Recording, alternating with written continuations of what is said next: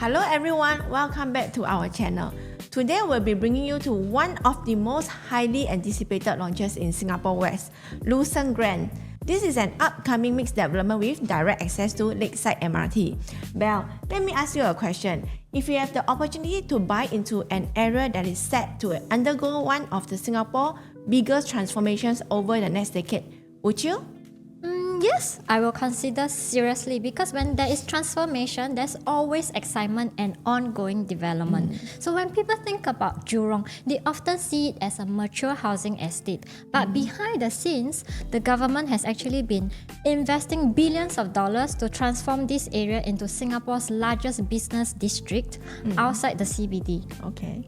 And what's more exciting is that there isn't just one transformation happening, there are actually two, Eunice. Okay, yeah, that's right. So today we'll be talking about the Jurong Lake District and the Jurong Innovation District, two major developments that could completely reshape Singapore's western region over the next decades. So feel free to contact us if you need further discussion on the project or any others. So before we dive into the details, here's what we'll be covering in today's video. First, we will talk about the Jurong transformation. And this is a very exciting transformation happening in Jurong and why so many buyers are paying attention to this area here. Then, we will look at some of the key considerations that you should take note of if you are looking to buy at Lucerne Grand in terms of profitability, rentability, and affordability. And lastly, is Lucerne Grand a safe entry project?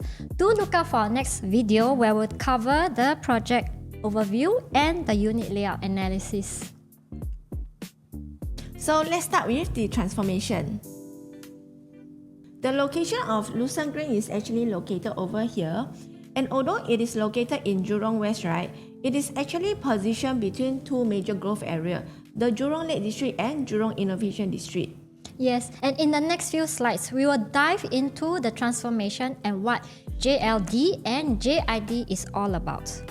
Yeah, okay. So, and I think the connectivity of Lucerne Grand is another plus because it sits directly just next to the Lakeside MRT here. So with even more MRT stations coming under the Jurong region line, and if you enjoy nature, Jurong Lake is just located just next to this development itself. So for those who may not know, Jurong Lake Garden is actually the Singapore's third national garden, and with beautiful waterfront spaces, cycling paths, and family-friendly attractions for families to enjoy, such as the Chinese garden over here and Japanese garden. Seems like it's really a place to live, work, and play, together with nearby schools, shopping malls, hawker centers, and recreational facilities. Those who stay here will have everything they need close to home, especially Jurong Point, IMM, Westgate are just nearby. One of the biggest reasons buyers are paying attention to Lucerne Grand is because it's located within the Jurong Lake District, or JLD for short. So according to URA Master Plan, JLD is set to become Singapore's largest business district outside the CBD. Yes, over the next few decades, the area here will be transformed into a vibrant live, work, play destination, bringing together 100,000 new jobs and 20,000 new homes. So alongside, there will be new Grade A office, hotel, retail, lifestyle amenities, and residential developments. So not only that, right, with the new Jurong Region Line and Cross Island Line up and running, it's easier for the residents here to commute. So you can also see the estimated timeline over here, and the completion will go all the way to 2030s. As of now, we can see there are progressive improvements done to the Chinese garden and Japanese garden. Jurong East Integrated Transport Hub will be completed somewhere in 2027, whereas Jurong Region Line and Cross Island Line will be completed somewhere between 2028 to 2030. Wow, that sounds really exciting. With all the connectivity done up, I'm sure it's even easier to travel within the West and across Singapore. And yes, but Jurong Lake District isn't just about work. It is also designed to become a major lifestyle destination. Jurong Lake Gardens, Singapore's third national garden, together with the upcoming Science Centre over here, will create more leisure, recreation, and entertainment options for both residents and visitors. So overall, Jurong Lake District brings together 4 key precincts: Jurong Gateway, Jurong Lake Central, Jurong Lake Gardens, and the International Business Park, creating a well-balanced ecosystem where people can live, work, and enjoy everything the district has to offer. So on top of that, even more housing is in the pipeline. The government has already announced that the former Tang Dynasty City theme park site, right, along the Yuanqing Road over here, will be rezoned for residential development. It is a huge parcel of land that could potentially accommodate up to 2,600 new homes. Yeah, you can really see the government's commitment to transform this entire area with so many new homes and developments coming up. It's clear they are building Jurong into Singapore's second CBD. So besides Jurong Lake District, there's another major transformation happening just a short drive away, and it's called Jurong Innovation District, or JID for short. Yeah, that's right. Unlike Jurong Lake District, right, which focuses more on businesses, lifestyle and commercial developments, the JID, which is the Jurong Innovation District, is Singapore's hub for advanced manufacturing and innovation. So it is actually designed to bring together industries such as robotics, artificial intelligence, automation and precision engineering in one integrated ecosystem. It actually spans across 5 precincts, which is the NTU, Cleantech Park, Baha, Bolin and Tengah. And what makes JID even more unique is its close partnership with NTU. By connecting businesses, researchers, and students, the district aims to accelerate innovation and attract leading global companies. Yes, and today, major companies such as Hyundai Motors, A-Star, and other advanced manufacturing firms have already established a presence there. So over the time, JID is expected to support around 95,000 new jobs and creating a significant employment hub in Singapore's West region. And from a property perspective, it's an important point because more high-value jobs often translate into stronger demand for housing, whether from professionals looking to buy or those seeking rental accommodation nearby. So when you combine the opportunities created by both Jurong Lake District and Jurong Innovation District, right, you are actually looking at a location that is surrounded by employment and innovation and future growth. So that's one of the key reasons why many buyers are keeping a close eye on this area here. So in case you are still confused, here's a brief summary of the difference of Jurong Lake District and Jurong Innovation District. So Jurong Lake District actually mainly focus more on the offices and with more green spaces around the Jurong Lake Gardens, better connectivity and the commercial developments and MRT lines as well. Whereas Jurong Innovation District, right, actually focuses more on innovation, manufacturing segment, and also the technology and high-value industries. So together when combined, right, they are expected to create nearly 200,000 jobs, which is quite a lot, right? Yes, I agree. The transformation story is really exciting, but before you commit to Lucerne Grand, here are a few key considerations that every buyer should know. Yes, so the direct connection to Lakeside MRT is a huge plus for daily commuting. So that said, right, because the MRT tracks are elevated, potential noise is something buyers should factor into their unit selection.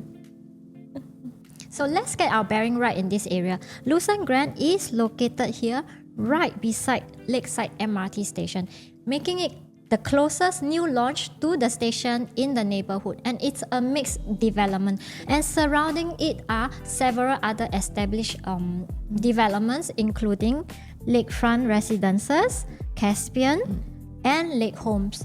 There is one more plot next to Lucerne Grand, subject to detailed planning coming up later. And as this is going to have unblocked view towards the lake, do expect to have a premium price tag to it.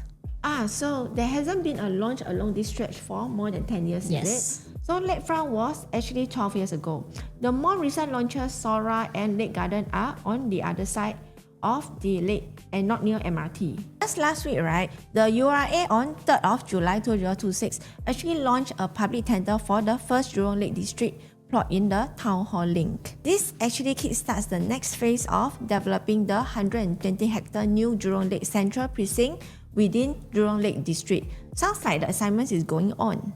I want to point out the bearings because we are going to use lakefront residences as an example to compare MRT and non-MRT facing entry and exit price. So at launch, the buyer of 3-bedroom, 1001 square feet for a non-MRT facing actually paid 4% more than 0904 MRT facing. Note, they both entered around the same time and exited few months from each other. When they exited in 2024, 1212 actually sold at a lower PSF than 0904 when it's supposed to have a better view. Because it entered at a higher price and so lower, its profit is 9.9% lower. Now let's look at another two units, 1638 MRT facing and 1531 pool facing. 1531 entered at 7% higher in purchase price. When it exited at 3.3% higher as well. But overall profit is 2.9% lower than 1638. So in these two examples here, right, buyer had to pay a 4% to 7% premium for better units facing the river and the pool instead of the MRT tracks. And the expectation was that the quieter, more premium facing units would outperform over the time. But looking at the actual resale transactions, right, that's not necessarily what happened. So in both comparisons, the MRT facing units achieve higher profits and stronger annualized returns.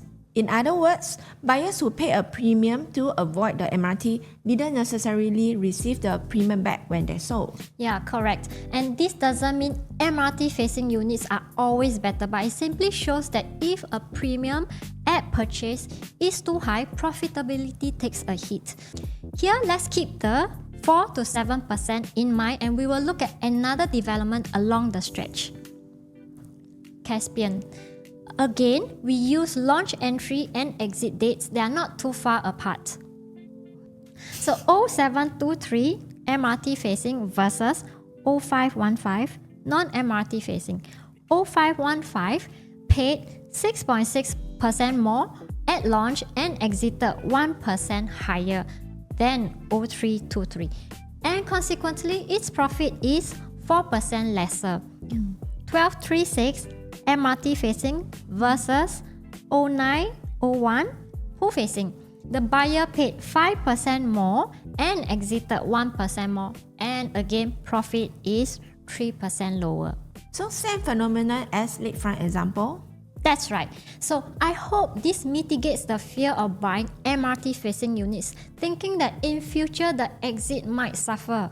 Here, the premium is 5 to 7% paid by buyers in line with lakefront's example of 4 to 7%.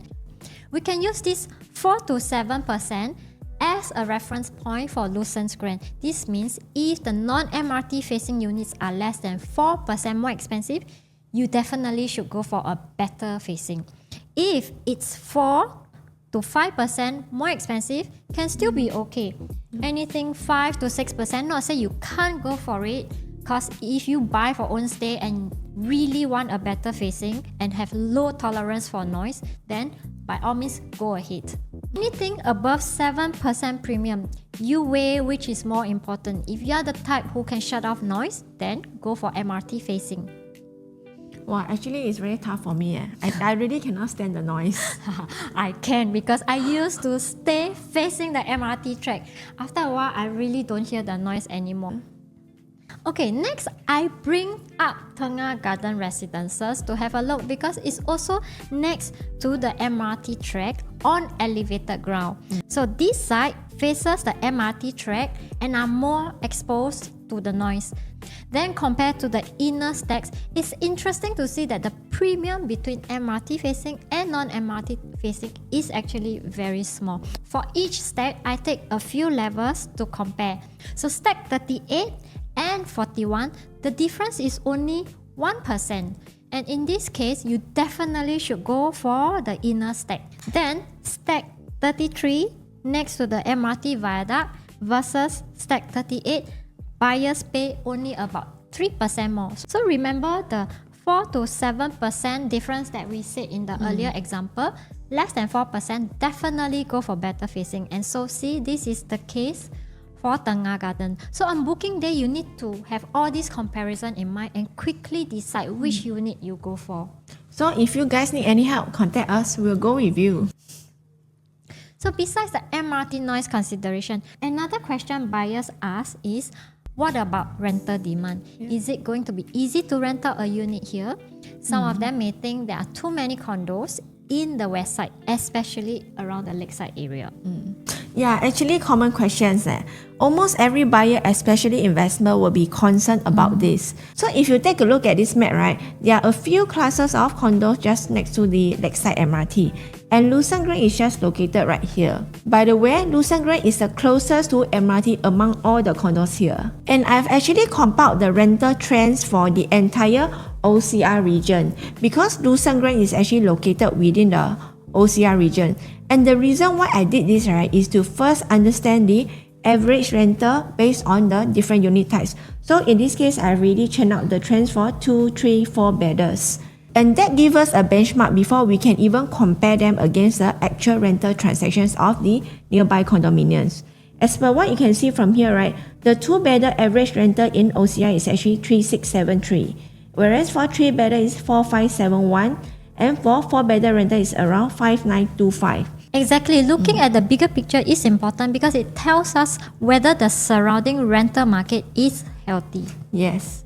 And that's right, if an area has too much of competing supply, landlord will naturally face more competition, so which puts pressure on the rental rates and occupancy. So on the other hand, right, if the nearby projects here are consistently achieving rentals at or above this OCR average here, right, so that's usually a good sign that tenant demand is able to absorb the available supply.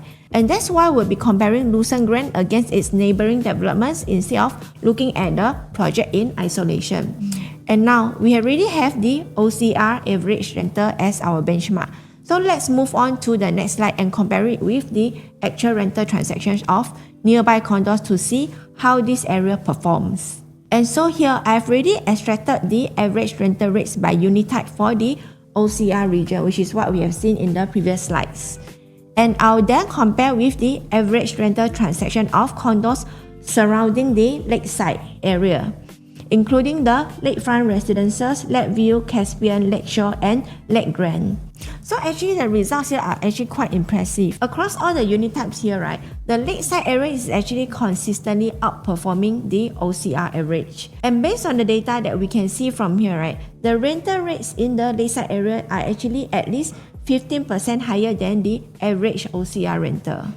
That's really a positive sign, and it suggests that it isn't just an average OCR location. There's stronger rental demand in the lakeside area, likely supported by the MRT connectivity, nearby business hubs, and the ongoing transformation of the Jurong Lake District. Yeah, exactly. If this trend continues, right, it gives investor confidence that rental demand here are relatively resilient. It also shows that the tenants are willing to pay a premium to live in this location compared to many other OCR developments. So now that I know MRT-facing units can enjoy healthy profits and rental isn't a problem, how about exits? Will I have problem exiting? So usually when we look at the exit, right, we first look at nearby BTOs and whether they are able to afford to upgrade to private properties. Because if they're used to staying in the area, they might not want to move very far. So how does affordability of upgraders in this area look like, Belle? Well, so before we go to that, let's see what might be the estimated launch price. Land price is 1132 PSF PPR, and after factoring all the costs, the estimated break-even is 2181 PSF, and assuming a 15% profit, it will be 2508 PSF. A 20% profit will be 2617 PSF. So we can say that estimated launch price could be between 2005 XX to 2006 XX PSF. So maybe the developer may launch lower to push a sale. Yeah, maybe. We'll just take 2500 PSF as a reference, better higher than lower. So based on the new launches in Sora, Lake Gardens and Jayden, the average sale PSF is from 2200 to 2460. And the highest reach is between 2556 to 2800 in Jayden. Yep. And these are actual transacted prices. So we see that Lucerne Grand 25XX is reasonable for a mixed development project with direct link to the MRT. Sora and Lake Garden are not near the MRT and they have already done these prices. Now, let's look at the affordability based on the assumption that the launch price is 2,500 PSF. So for a 1,000 square feet unit, purchase price will be 2.5%. 25% down payment plus stamp duty plus legal, we will end up with a total outlay of 719.6K. And based on the 4-room BTO in Corporation Drive, launched in February 2019, purchase price is around 310K. Current resale price about 640K. So after deducting outstanding loan, the sale proceeds including PSF would be around 443K. And then for 5-room, it's about 488K. And you can see that the sale proceeds here are not enough to cover the initial outlay. So it's about 200K plus less. It's not to say they can't afford to top up to buy. It's just to say that if this becomes unreachable for them to buy. I see. So, but actually from the previous launches, right, there are many private owners who buy or sold their private properties to buy, no? And here you will see that purchases of Sora, Lake Garden and Jayden, a higher percentage of them are actually private owners. And don't forget that when we talk about the West region, it's not just Jurong. There are Bukit Batok, Bukit Panjang, Choa Chu Kang, and Tengah. But Tengah will be a bit later because it will take time for owners there to exit. Don't forget, owners of Soul Acres, the Rainforest ECs in Choa Chu Kang made a lot of profits averaging above 500K, and they can easily swap to these projects. And even private owners in Clementi like Clement Canopy, Clavon and Park Clementis, they also made a lot of profit. They will be very liquid when they sell off their properties. Yes, so just using the proceeds without having to dig into their savings. And all these projects are not near MRT. So if they switch to Lucerne Grand, a mixed development that's linked to MRT, right, their daily commute and amenities are going to be much more convenient. So after all the discussions, is it safe to enter Lucerne Grand? Let's take a look at its land cost and where it's compared to other upcoming projects. This is Lucerne Grand at 1132 PSF PPR. Compared to other plots in OCR, it's definitely not the highest. Hougang Central, Bedok Rise and the Chuan area are all going to be higher. So just based on land cost calculation to break even and estimated launch price, we mentioned earlier 2,500 PSF. While it looks high compared to Sora and Lake Garden, don't forget this is a mixed development linked to MRT. A lot more convenient in terms of everything, plus it's harmonized, whereas the others are not. So just based on land cost to break even and average launch price, we mentioned earlier 2,500 PSF. So while it looks high compared to Sora and Lake Garden, don't forget this is a mixed development linked to MRT. A lot more convenient in terms of everything. Plus, it's harmonized. The other two are not. So if I do an apple-to-apple comparison, I need to deduct about 7% from 2,500 and the launch price will become about 2,300 PSF. Then it looks cheap compared to the other two. Then when we see some resale projects prices, Park Clementis have already reached 2,600 PSF, Clavon 2,300. So don't you think Lucerne Grand is a safe buy? Yeah, looks like we have an answer already. So after spending some time around the area, it's easy to understand why Lucerne Grand is attracting so much attention. It offers MRT convenience, proximity to nature, and sits within one of Singapore's most ambitious transformation districts.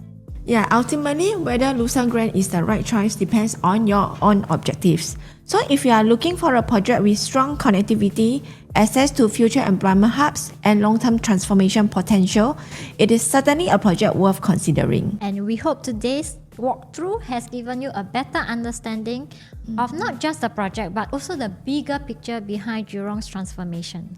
If you would like a personalized analysis of the floor plans, pricing, and which unit type may best suit your needs, feel free to reach out to Belle or myself. And if you found this video useful, don't forget to like, subscribe, and turn on the notification bell so you won't miss our future property reviews. Thank you for watching. And we'll see you in the next one. Bye. Bye.